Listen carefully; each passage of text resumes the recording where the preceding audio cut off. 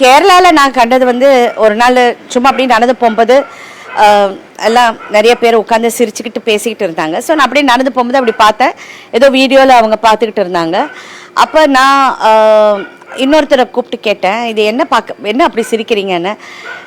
கிட்டத்தட்ட எல்லா கேரவேன்லேயும் யாரோ கேமரா வச்சு நம்ம லேடிஸ் ட்ரெஸ் சேஞ்ச் பண்ணுறது அவங்க எடுத்திருக்காங்க. நீங்கள் பாருங்கள், you just type the name of the artist, அவங்களுடைய ட்ரெஸ் சேஞ்ச் இருக்கும். அது நான் பார்த்தேன். எது சினிமாட லொகேஷன் நான் அது சொல்ல முடியாது. பிகாஸ் நான் இங்கே வந்து ஒருத்தரை ப்ளேம் பண்ணுறதுக்கோ, இது சிஸ்டமே ராங். நான் அதுக்கப்புறம் எல்லா ஆர்டிஸ்ட்டுக்கும் எல்லா லேடிஸ்க்கும் நான் சொல்லியிருக்கேன். எனக்கு அப்புறம் கேரவனுக்குள்ளே போகவே பயமாக இருந்தது. என்னடா இது, என்ன, it's a private space for us to change, to you know to take rest, to have food or whatever. But இது நான் பார்த்தேன்.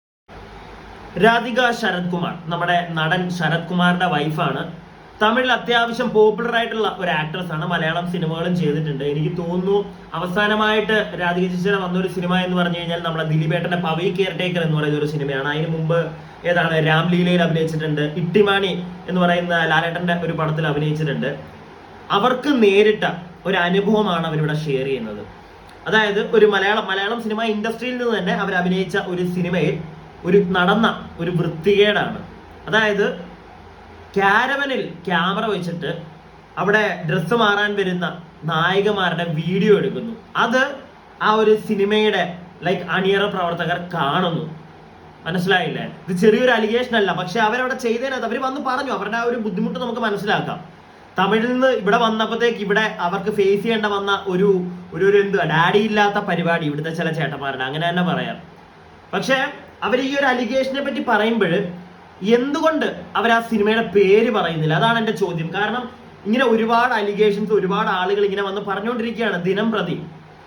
ആ ഒരു സാഹചര്യത്തിൽ ഇവർ ഇങ്ങനെ പറയാതെ പറഞ്ഞുപോയി. ആ ഒരു സിനിമയുടെ പേര് പറഞ്ഞില്ല. അറ്റ്ലീസ്റ്റ് ആ സിനിമയുടെ പേരെങ്കിലും പറഞ്ഞിട്ട് പോകണമായിരുന്നു. കാരണം ഇതിനിപ്പം ഒരുപാട് ആളുകൾ അഭ്യൂഹങ്ങൾ വരാൻ തുടങ്ങും. കാരണം അവർ അഭിനയിച്ച സിനിമ ഏതാണ്, അവസാനം അവർ അഭിനയിച്ച ഏത് സിനിമയിലായിരിക്കും, ഈ സിനിമയിലായിരിക്കും, ആ സിനിമയിലായിരിക്കും, ആ നായകൻ ഇതിനകത്ത് ഇൻവോൾവ് ആണോ, ഇങ്ങനെയുള്ള കാര്യങ്ങൾ വരും. അവർ പറയുന്നത് ശരിയാണ്, ഇവിടുത്തെ സിസ്റ്റത്തിന്റെ കുഴപ്പം തന്നെയാണ് ഇതൊക്കെ. ഈ നടക്കുന്നതെല്ലാം ഇവിടുത്തെ സിസ്റ്റത്തിന്റെ കുഴപ്പം തന്നെയാണ്. കാരണം ഒരു പേടിയില്ല, എന്തും കാണിക്കാമെന്നുള്ള ചില ആളുകളുടെ അഹങ്കാരമാണ് സത്യം പറഞ്ഞ സിനിമ ഇൻഡസ്ട്രിയിൽ നടന്നുകൊണ്ടിരുന്നത്. അതാണ് നമ്മളിപ്പോ പുറത്ത് വന്നിട്ട് നമ്മളെല്ലാം അറിഞ്ഞുകൊണ്ടിരിക്കുന്നത്. പക്ഷെ അവരവിടെ ആ സിനിമയുടെ പേരെങ്കിലും അറ്റ്ലീസ്റ്റ് പറയണമായിരുന്നു. കാരണം ഈ ഞാൻ പറഞ്ഞ കണക്ക് അഭ്യൂഹങ്ങൾ വരും. അപ്പം കുറെ ആളുകളെ വെറുതെ ഇട്ട് ക്രൂശിക്കും. ഇപ്പം ഞാൻ ജസ്റ്റ് എക്സാമ്പിൾ പറയുകയാണ്. ഇപ്പൊ ലാസ്റ്റ് അഭിനയിച്ചത് അവരിപ്പോ നാളെ തൊട്ട് വരും. അവർ ലാസ്റ്റ് അഭിനയിച്ചത് പവി കെയർ ടേക്കർ എന്ന് പറയുന്ന ആ സിനിമയിലാണ്. അതുകൊണ്ട് തന്നെ അതിനകത്തെ അണിയർ പ്രവർത്തകരാണ് ഇങ്ങനത്തെ വൃത്തികേട് കാണിച്ചത് എന്നും പറഞ്ഞ് കുറെ പേര് ഇനി അവരെ മറ്റേ ചൂണ്ടിക്കാണിച്ചുകൊണ്ട് ഇറങ്ങും.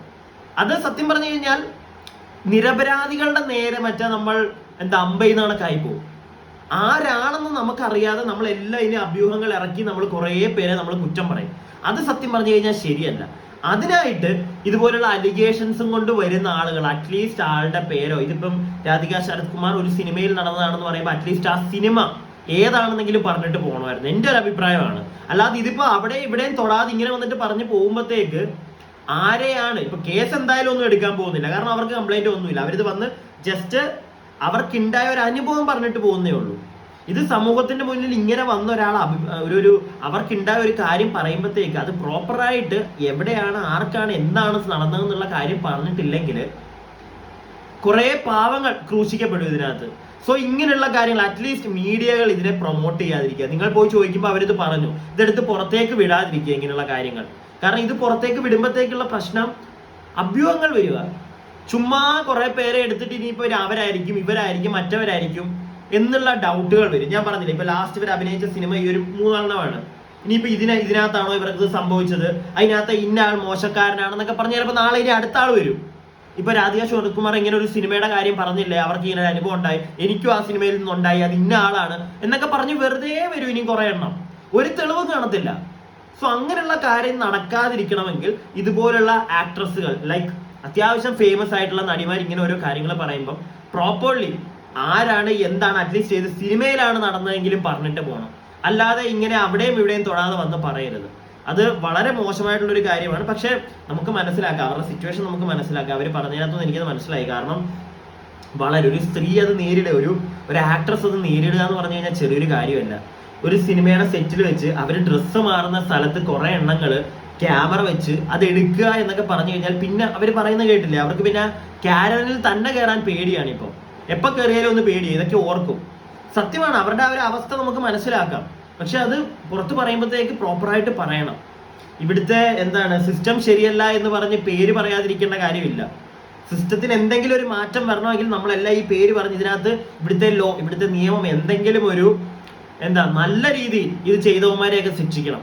എങ്കിൽ മാത്രം ഇനി ഇവിടുത്തെ സിസ്റ്റത്തിനെ ആളുകൾ വിശ്വസിക്കും. മനസ്സിലായില്ലേ? ഇല്ലെങ്കിൽ ഇതിപ്പം ഇത്രയും ദിവസമായിട്ട് അവിടെ ഒരു ചോദ്യമുണ്ട്. കാരണം ഇത്രയും ദിവസമായിട്ട് ബലാത്സംഗ കേസിൽ പെട്ട അണ്ണനൊക്കെ ഉണ്ട് ഇവിടെ.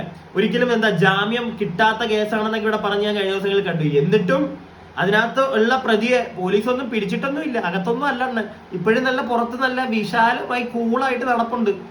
ഇങ്ങനെയുള്ള കാര്യങ്ങൾ ഇവിടെ നടക്കുന്നുണ്ട് കേട്ടോ. സോ അതൊക്കെ ഒന്ന് സ്ട്രോങ് ആക്കിയില്ലെങ്കിൽ ഇവിടുത്തെ ജനങ്ങൾക്ക് നിയമത്തോട്, അല്ലെങ്കിൽ തന്നെ ഇപ്പൊ എന്റെ അറിവിൽ ജനങ്ങൾക്ക് ഇവിടുത്തെ നിയമത്തെ വലിയ അങ്ങോട്ട് ഒരു നമ്പി നിൽക്കാൻ വയ്യ, താല്പര്യമില്ല, ഒരു വിശ്വാസമില്ല ഇവിടുത്തെ നിയമത്തെ.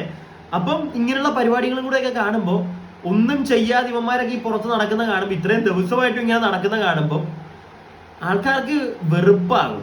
അതുകൂടാതെ കുറെ പേര് മുൻകൂർ ജാമ്യത്തിന്, ചില ആൾക്കാർ അവിടെ നിന്ന് ഇങ്ങോട്ട് വരുന്നില്ല, പുറത്തൊക്കെ ഇങ്ങോട്ട് വരുന്നില്ല. വന്നു കഴിഞ്ഞാൽ പെടുവെന്നറിയാം. സേഫ് ആയിട്ട് അവിടെ ഇരിക്കുമെങ്കിൽ അവിടെ ഇരിക്കത്തല്ലോ, ഒതുങ്ങി ഒന്ന് കഴിയുമ്പോഴത്തേക്ക് ഇങ്ങനെ വരും. അപ്പൊ അതിന്റെ പേടിച്ചിരിക്കുവാണോ അവരൊക്കെ? എന്റെ ചോദ്യം അതാ, എന്തിനീ പേടിച്ചിരിക്കുന്നത്? വന്ന് ഫേസ് ചെയ്യാൻ പറ്റുന്നില്ലേ? എനിക്കറിയില്ല. എന്താണെങ്കിലും ഇനി ഇങ്ങനെയുള്ള അലിഗേഷൻസ് വരും. അറ്റ്ലീസ്റ്റ് ഈ അലിഗേഷൻ കൊണ്ട് വരുന്ന ആളുകൾ പ്രോപ്പറായിട്ട് കാര്യം പറഞ്ഞിട്ട് പോവുക. ഇല്ലാതെ വെറുതെ ചിലപ്പോൾ നിങ്ങൾക്ക് ഉണ്ടായ അനുഭവം സത്യമായിരിക്കാം. ഇപ്പം ഇവര് ഈ രാധിക ശരത്കുമാർ എന്നും പറയുന്ന കള്ളമാണെന്നൊന്നും ഒരിക്കലും നമുക്ക് പറയാൻ പറ്റില്ല. പക്ഷെ അതിന് പ്രൂഫില്ല. ഇവരിങ്ങനെ വന്നിട്ട് പറഞ്ഞു പോയി, ഇതും പിടിച്ചിനി ഇപ്പൊ കുറെ എണ്ണം വരും. അത് ഒന്നും ചെയ്യാത്തവർക്കും കൂടെ പണിയാന്നേ. അങ്ങനെ എനിക്ക് തോന്നിയത്. ഞാൻ എൻ്റെ ഒരു അഭിപ്രായം പറയുന്നു. നിങ്ങളുടെ അഭിപ്രായം എന്താണെന്ന് വെച്ച് കഴിഞ്ഞാൽ കമന്റ് ബോക്സിൽ ഇടുക. അതുപോലെ ഞാൻ പറഞ്ഞ കാര്യത്തോട് യോജിക്കുന്നുണ്ടെങ്കിൽ ലൈക്ക് ചെയ്യുക. ഈ സബ്സ്ക്രൈബ് ചെയ്യാതെ വീഡിയോ കാണുന്നവർ ഒന്ന് സബ്സ്ക്രൈബ് ഒക്കെ ചെയ്യുക. ഓക്കെ.